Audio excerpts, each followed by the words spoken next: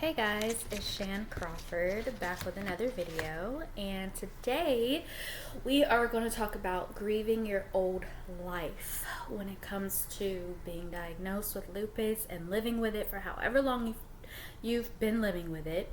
It can be really debilitating, it can be frustrating, it can be challenging, and it can be limiting. So for a lot of us, we grieve our old lives. I can't tell you how many times I have heard from people that I want to get back to the old me.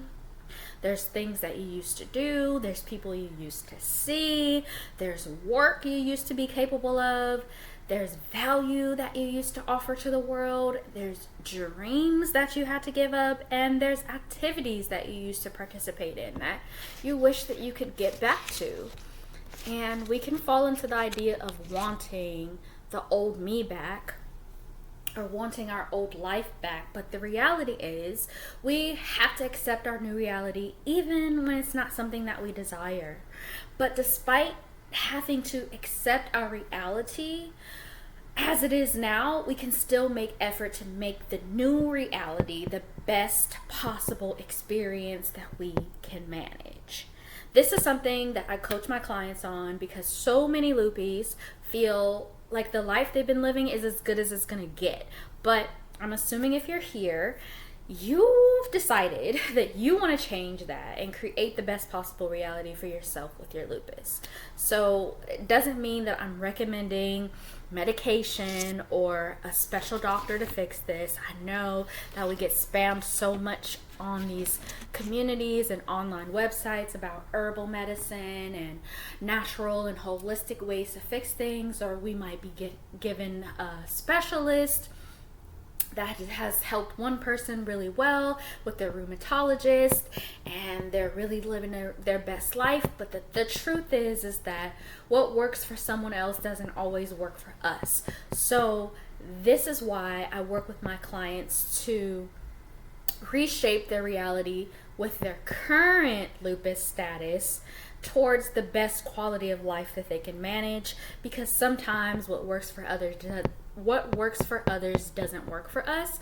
But using these tools and these tips that I'm going to give you, you can always make the best out of what you've got, what you're dealing with, and what you've been dealt with your lupus, if you use what I coach my clients with. Okay, so you ready? I work with my clients on 6 important things. Okay, so the first thing, and if you want to write this down, I'll give you a second to get a pen and paper. You can pause the video and get a pen and paper, or you can pull up your note app in your phone. But these 6 things are the things that I work with my clients on so that they can shape their lives to have the best quality of life possible. So the first thing I work with them on is belief. And I'm going to explain these things in a second. I'm just going to tell you what all 6 of them are first. So the first thing is belief. The second thing is their dream. The third thing is accommodation. The fourth thing is management. The fifth thing is resources. And the sixth thing is an action plan. Okay, so I'm going to quickly break these things down. I'm kind of trying not to make this video too long. But when we work on our beliefs, we need a certain belief system to take action on the things that you want to get back to doing, or that you want to make happen for yourself now that you have this new reality. If you don't believe in the first place that you can make these things happen, you're never going to take action to do them. It doesn't matter what kind of path you might have to take now that you have these challenges of your lupus. If you don't believe that you can get there, you're not going to find an alternative path to get there. So I first work on the belief that these things are possible for you, that this life is possible for you, that your new reality can be a good life to live. I first work on the belief that it's possible before doing anything else, so that we can shape what we do and how we behave around what we believe is possible for us. Okay? Then, when we work on our dream, That's number 2, is the dream. I want my client to understand the core of your passion or your dream, so that you can pivot in your dream in a way that serves your passion and your lupus at the same time. So what that means is that you may have a certain dream for yourself, and you may have wanted it to look a certain way. Let's just say that you had a dream of going to the Olympics, right? And the core of your passion is challenging yourself to do what your body can do at its limit, at its greatest potential, pushing yourself to really drive your body to the end of the earth, right? Maybe that's the passion behind going to the Olympics. And so instead of the dream being that you are in the actual Olympics, maybe now you can pivot and decide to compete in the Special Olympics, where people are accommodated for the things that they're challenged with, but they're still answering that desire to push their bodies and push their minds to the greatest level achievable for them at the time, if that makes sense. So for whatever your dream may have been before, you might have to picture it a different way, but you would still be able to answer what you're actually passionate about at your core. Even though the dream may look different in the end, you're still answering to your passions. Does that make sense? So that's why I like to work on the dream and the understanding of the core of it and the core of your passion, so that you can pivot and still answer your passion, as well as think about the challenges that you've been given with your lupus. And that brings us to number 3, which is accommodation. And that just means the way that you answer your body's needs and your mind's needs in order to put less stress on your body when it comes to dealing with your lupus.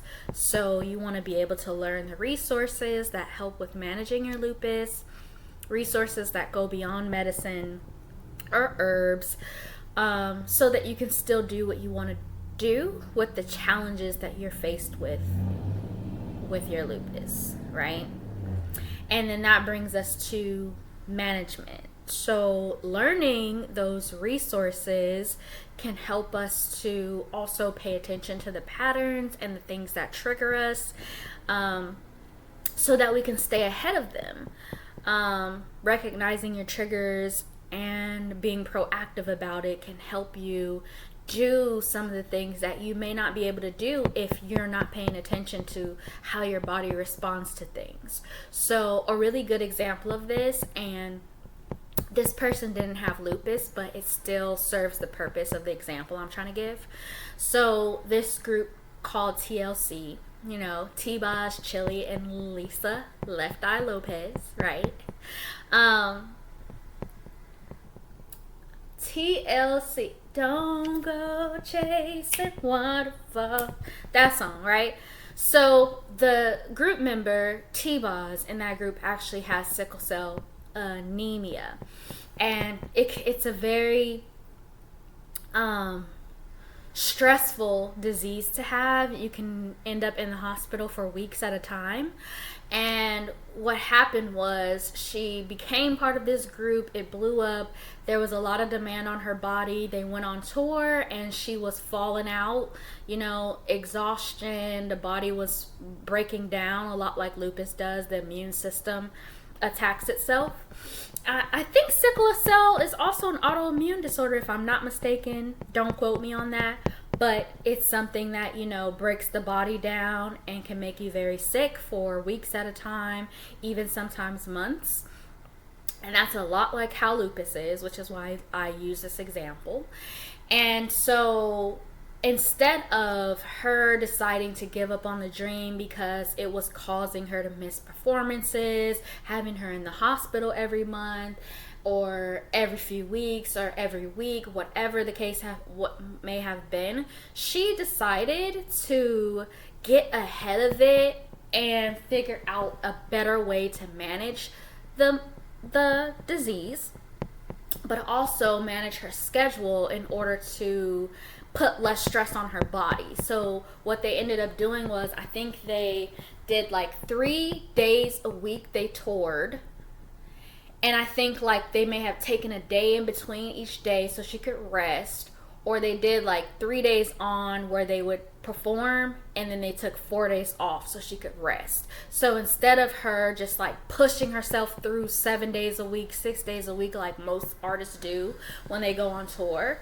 they worked out the schedule so that she could allow her body time to rest, and it caused her to have less breakdowns, less like instances where she would have to just not perform and the other 2 group members had to perform without her and she would have to be in the hospital and they wouldn't know when she would come back or be, well enough to get back on stage and perform. They like set it up to work out in her favor and to her advantage and for her body instead of against her body, because they were figuring out, the kinds of things that were triggering her sickle cell, that was bad for her body, that was hard on her body, and that made her system break down.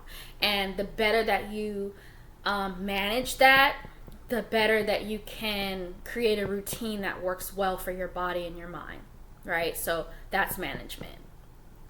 Number 5 is resources. So knowing what you need can help guide you towards the resources that can really help you. So certain resources can help you pad yourself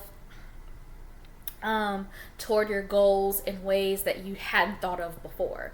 So I'm trying to think of an example. I wish I would have thought about an example ahead of time, but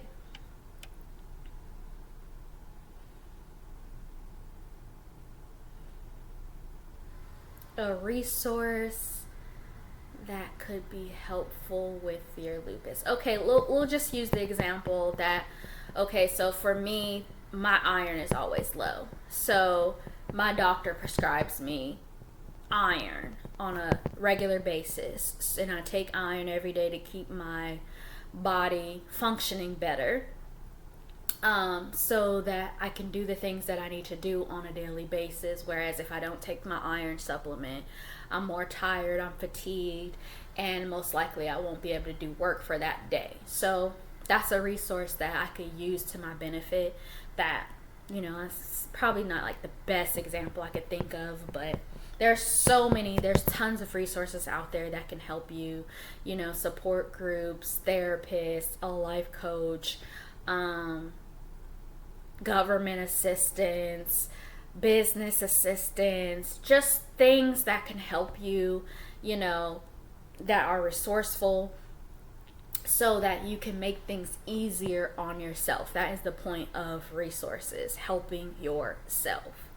Okay, and then the 6th thing is the action plan, and that's ways to make your long-term goals, your ultimate big goals, realistic and doable to accomplish considering your challenges, so that you can move forward towards them despite your challenges, because sometimes when we try to challenge ourselves to make certain dreams happen, certain goals happen, we try to do too much at once.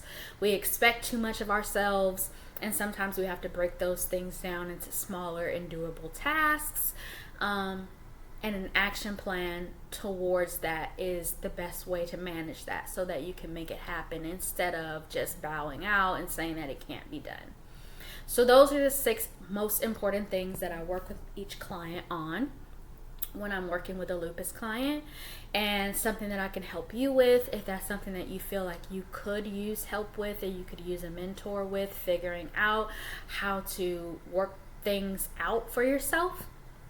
But If this video was of value and you could use this to coach yourself, and you can use this to guide your own self on your own path towards living the best quality of life that you could possibly have, so that you don't have to focus again on grieving your old life, but you can look towards the potential of the new reality that you live in once you make some of these changes, and live your best quality of life so that you don't have to look back anymore.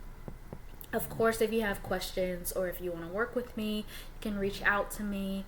You can comment on this video. You can DM me. If you comment and you just say, hey, I'm interested, make sure that you check your spam box, because I will DM you, but sometimes it goes into the spam or the other box. So you just want to make sure you check that. And you can also reach out to me on any platform at Beauty of Growth. It's all one word.